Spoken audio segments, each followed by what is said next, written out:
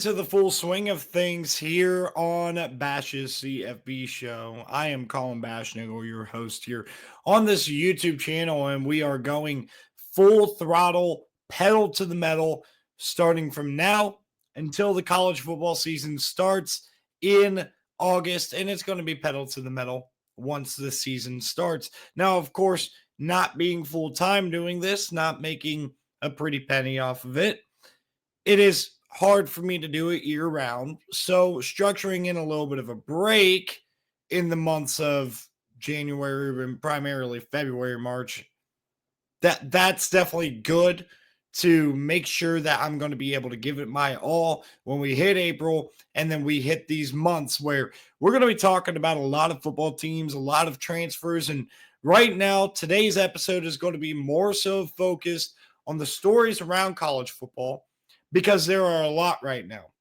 Every show might have a little bit of a tidbit of a story that is currently active within the storyline.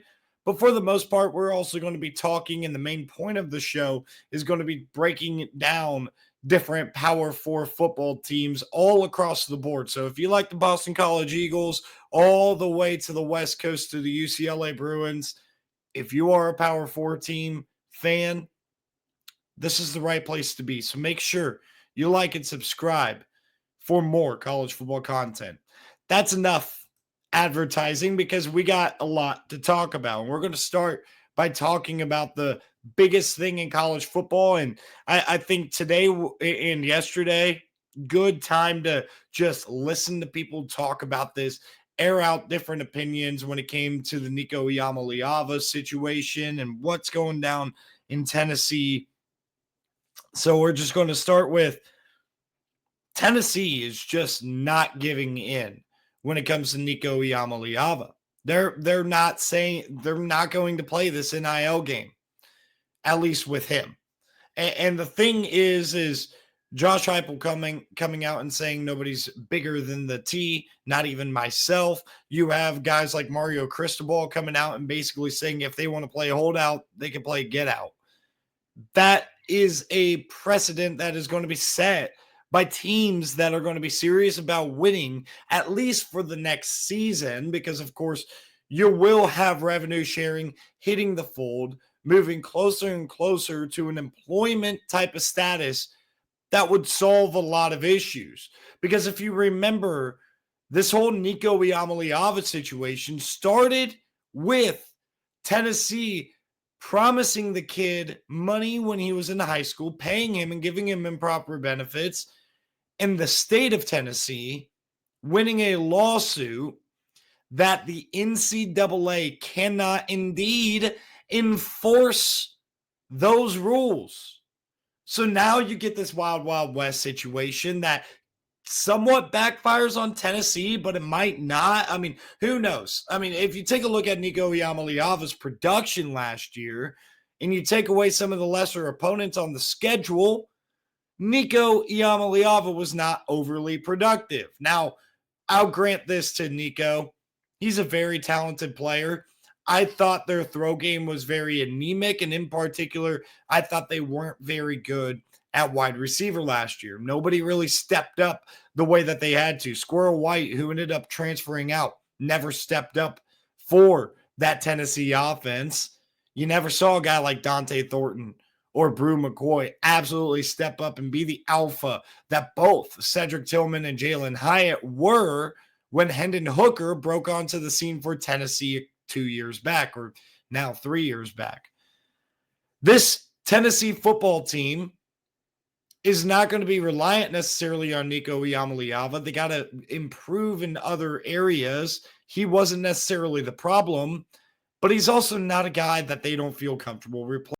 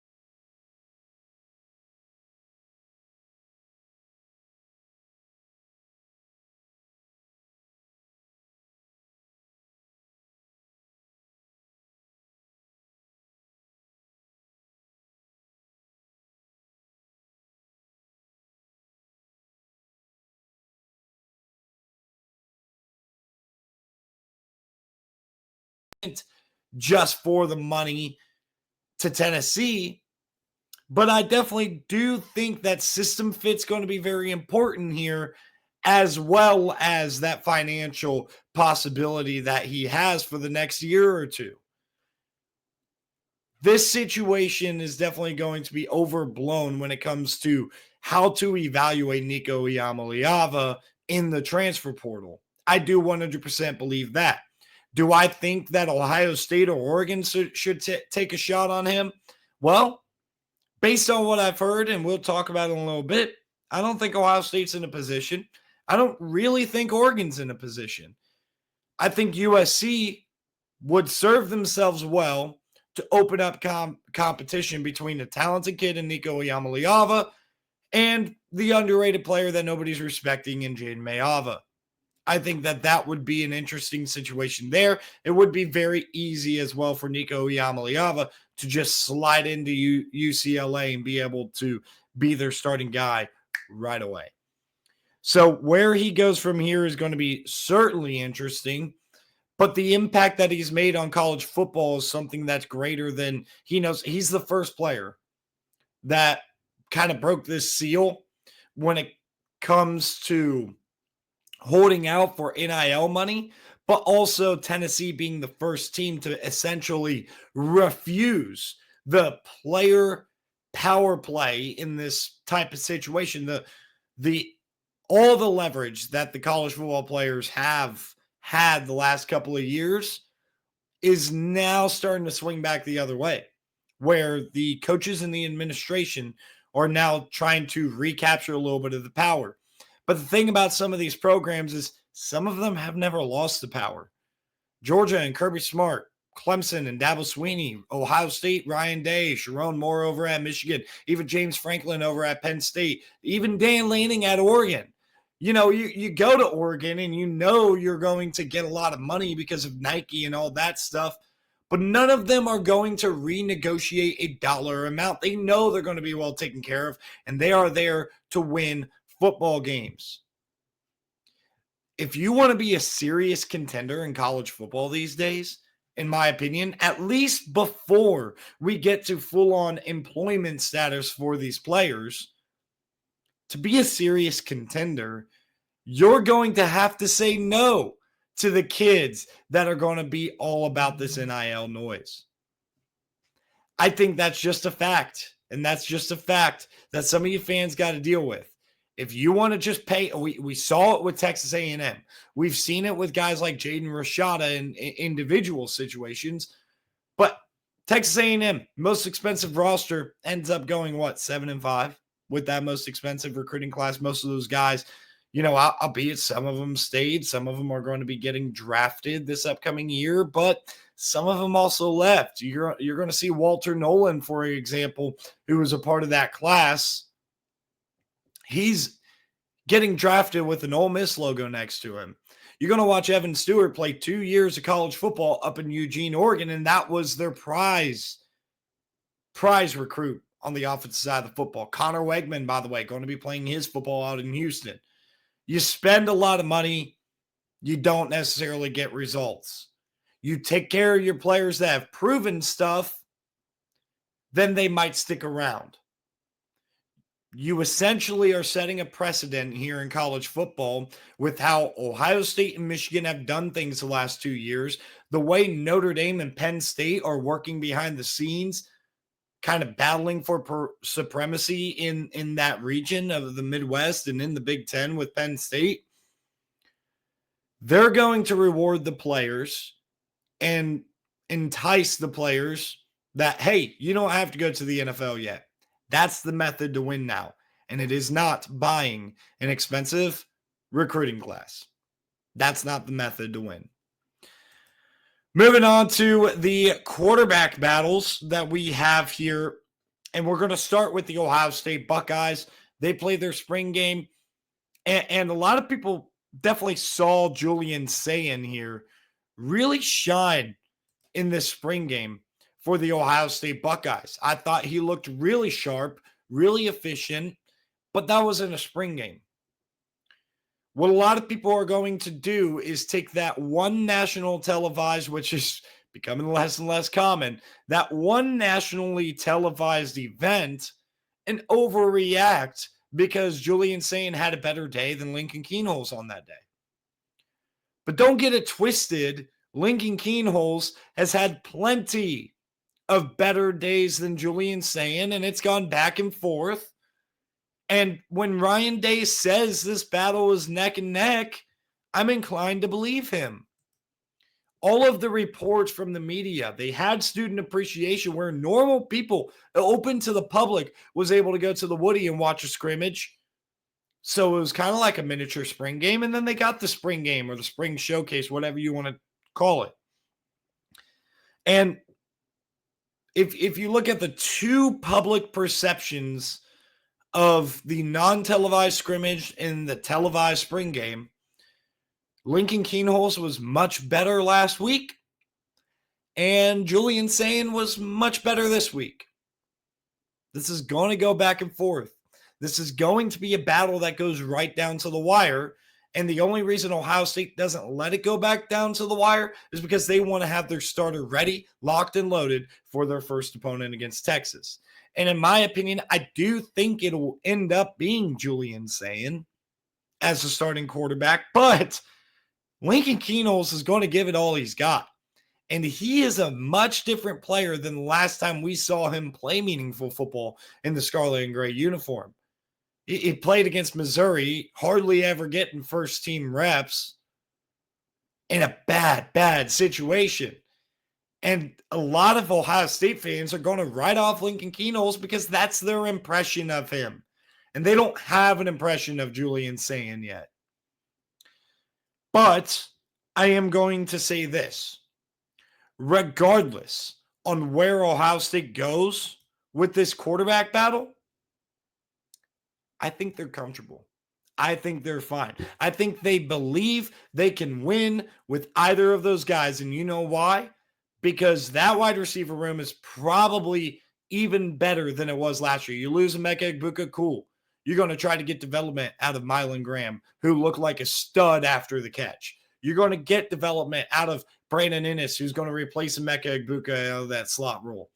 Carnell Tate, who has a full season under his belt and is ready to take that second-year starter leap.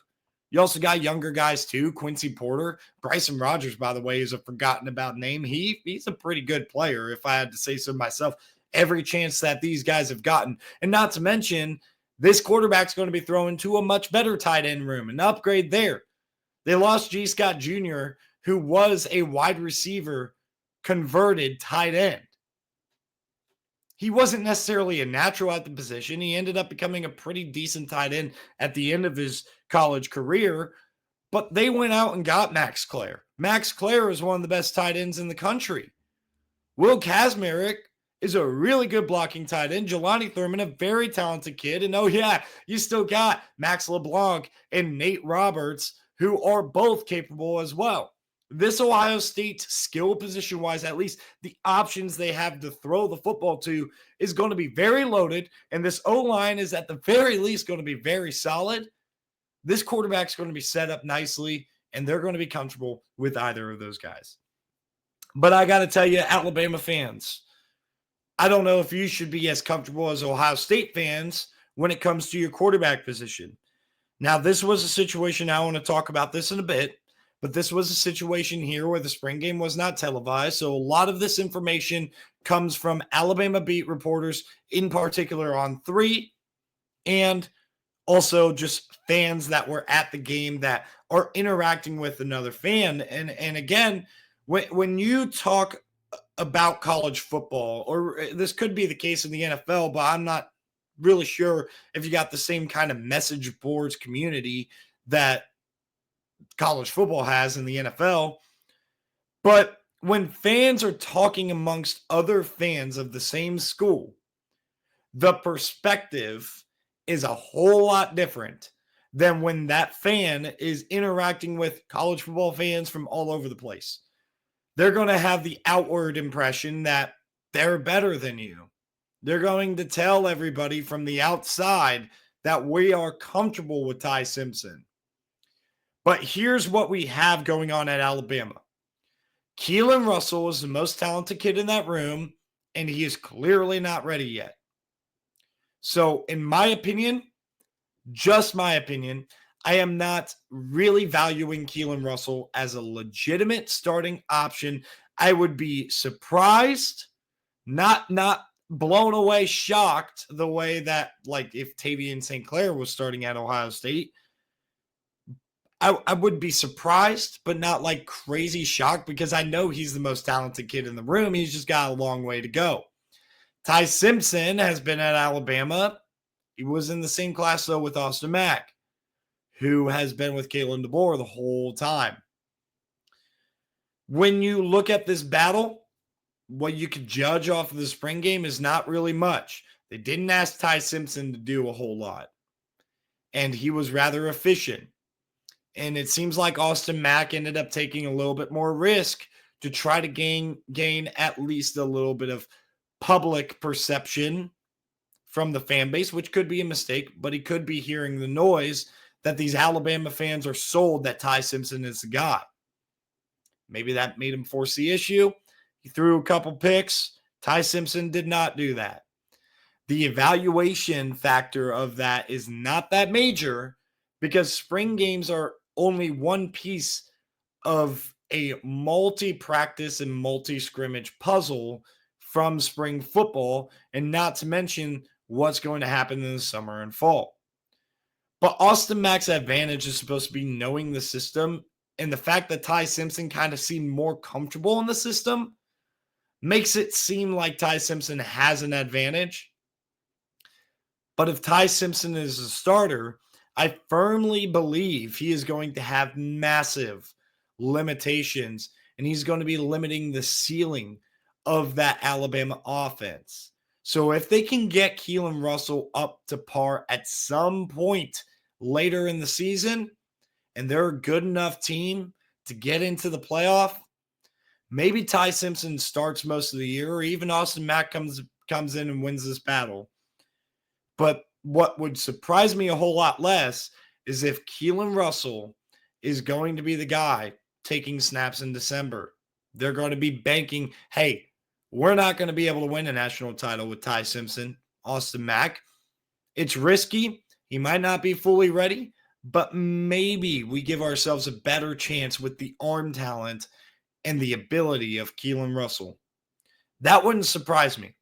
And right now, I think Ty Simpson is probably going to start for majority, if not the whole season, because I believe that any sort of advantage Austin Mack had or has is either diminishing or is already gone.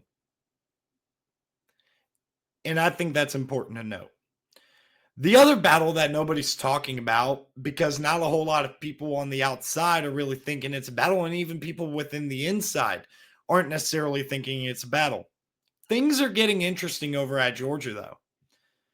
The assumption here is that, okay, Georgia started Gunnar Stockton when Carson Beck got knocked out in the second half against Texas in the SEC championship game. And, of course, in the Sugar Bowl against Notre Dame, Gunnar Stockton was the guy, and it wasn't necessarily his fault they lost. All of that can be true, but they could still very much like their guy, Ryan Puglisi. For those of you that don't know too much about Ryan Puglisi, when all the drama and all the mess was going down with Dylan Raiola, Georgia's like, it's fine, we got our guy. You can go, Dylan. We're not even going to fight that hard to keep you here because we do believe we have a talented kid in Ryan Puglisi. Of course, being a true freshman last year on a team that was a national championship contender, he wasn't even going to compete for the backup spot. He was going to sit in the wings and learn Mike Bobo's system, but the arm talent is something that they're raving about down in Athens, and it's something that Gunnar Stockton is missing. And when you take a look at what Mike Bobo wants to do, he wants more of a pro-style passing attack. He doesn't want this little gamer Stetson Bennett. He's like tall Stetson Bennett, taller Stetson Bennett. That's what Gunnar Stockton kind of is supposed to be portrayed to be. And it's not like Gunnar Stockton couldn't work within Mike Bobo's system, because I've also heard Gunnar Stockton has been playing really well. But the thing that Mike Bobo and this offense is not really ignoring over at Georgia is the arm talent that Ryan Puglisi has. And at some point, can the kid be ready to let that talent go crazy and be the guy? I believe Gunnar Stockton is going to be the guy week one, but I think he's going to be looking over his shoulder. And in some situations, it can make you play worse. In other situations, it can make that competitive fire be lit under you, and you could be the best player that you could possibly be. I have a feeling that this is going to drive Gunnar Stockton to be an even better player, just a feeling. And I think Gunnar Stockton is going to be the guy going forward, but Ryan Puglisi is going to be a very, very capable backup. And with Mike Bobo's tendencies, I think that leash would be rather short on Gunnar Stockton. So he's going to have to play to the best of his capabilities, in my opinion, on a pretty consistent basis, or otherwise, Ryan Puglisi might just get a shot. And if he gets a shot, we will see if he can take off and run with it. I touched on spring games being televised a little bit when it came to talking about the Alabama Crimson Tide and what's going on with these spring games being off of TV now or not even played at all for the fans. And look, it's all right because I think a lot of folks out there will make way too much of these spring games and not really listen to the rest of the evaluation from the spring and not understand the value of the summer and the fall.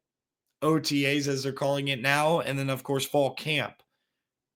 This is a lot of install stuff. This is a lot of learning the next year's playbook. You have a change in coordinator, or you have a new quarterback that comes in to start, or even a transfer quarterback per se. And these guys are more so learning in the spring, and they're kind of building on strengths and competing really hard in the summer and fall. That's kind of how I look at it. And in particular, the fall is very competitive, getting into that competitive mindset for the college football season going ahead. But spring games have always been a fun thing in the month of April, 3 months removed from the national championship and 4 months away from the start of the next season. It's a nice little teaser for the fans of what could potentially be waiting down the line, even a couple of years down the line, when you see some of these young players who just got there show what they can do against the best talent, especially at these bigger schools. And it kind of pained me that Alabama has a major quarterback controversy right now, a major quarterback battle going on, and nobody could really watch it other than the people in attendance.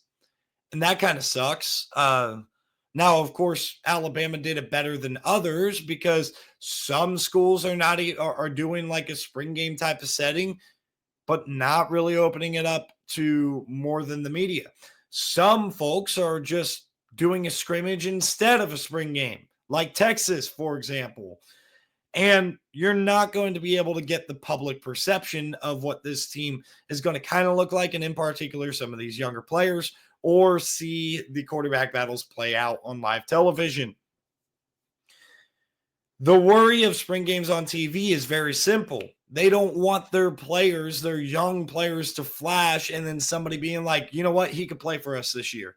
Why sit the bench, second or third string at Alabama, when you can be a starter over here at Colorado, for example?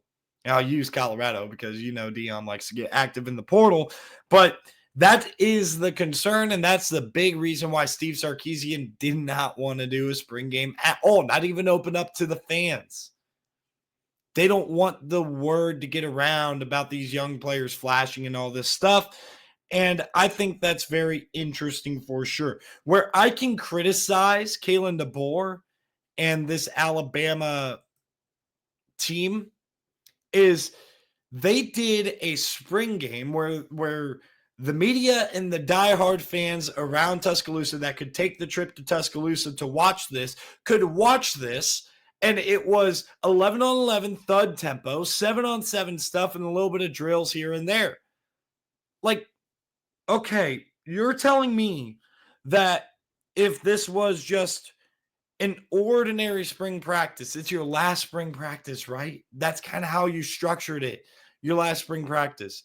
Are you telling me that you would go thud tempo with everybody for the most part this way?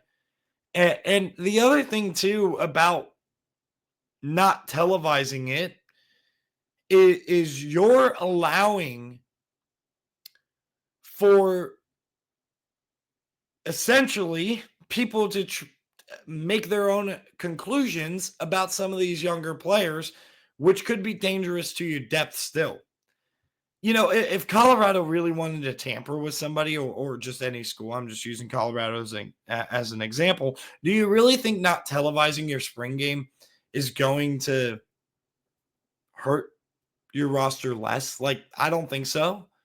I personally think that these coaches are so well connected within the sport of college football that if a player is going off at one school, there is going to be a GA or staffer somewhere on opposing staffs that are like, hey, this kid's a backup at Alabama. Let's see if some of our players want to like DM him and do it in an unofficial tampering way and see if he wants to come start over here. That stuff's still going to happen. Bottom line. So when you take it off of TV, you're losing revenue. You're absolutely decreasing fan excitement. You're increasing fan curiosity when, I mean, I guess fan curiosity is not that big of a deal to a coach. That's just outside noise and that stuff doesn't matter. But as a college football fan myself, we're the ones that make the sport go round and round. Me and you and everybody watching this video that goes and watches these games all day long on Saturdays or even on weekdays, because some of us are diehard like that. We're the ones that are basically paying your check, Kalen DeBoer, Steve Sarkisian, Lane Kiffin, whoever you want to talk about. So how about you give the fans what they want? And what they want is to see that next year's team play football. You have an opportunity in April. Ever since TV deals have been more major and cable has been more widespread to the point where, I could turn on ESPN Plus and watch a lot of these teams. I could watch the Virginia, or BYU, or FIU spring games or something like that. You can find a way to watch anything through streaming as long as those services are allowed. Denying those services and denying those opportunities is just a slap in the face, in my opinion, to the people who pay your bills, to the people who make you super duper rich and super duper powerful within that university and that community. That's the bottom line. So give the fans what they want, bring back spring games, and in fact, do what Dion said. NCAA come in clutch here and do Syracuse versus Colorado. It doesn't even need to be that. Let's say a coach like, I don't know, is well connected, leaves for a smaller, let's take Tennessee, for example. They could go and do a 1 week thing with Alex Golish, the former offensive coordinator of Josh Heupel and USF. You got coaching connections. You know each other's style. You don't play. If you don't play, that's a good idea. If you don't play in that upcoming fall or in the upcoming couple of falls, and the only time you're going to see each other is a playoff, let those connections show. Because a lot of these younger coaches, if they're at a smaller school like Eddie George at Bowling Green or Alex Golish at USF, Tim Albin at Charlotte, whatever small school you want to bring up, if they're at a smaller school, they're going to try to show these players what a winning culture is like. And if Charlotte would go and play an in-state week to see how Bill Belichick runs a system, that would be beautiful. And that would make the sport even crazier because these players are going to be exposed to some of the greatest coaches in the sport. And that would be wonderful for the smaller schools. And it would also be wonderful for the bigger schools because they're not just playing up against each other. They're getting meaningful reps against other people. And that, I think, is very, very valuable. With that being said, that'll be the end of this video. Thank you guys for tuning in for a very long video that I had a lot of thoughts to go over. I'm sure a lot of these other videos won't be nearly as long as this one, but without a doubt, I'm excited to get back in the full swing of things. Make sure you guys like the video and subscribe, and I'll see you guys tomorrow.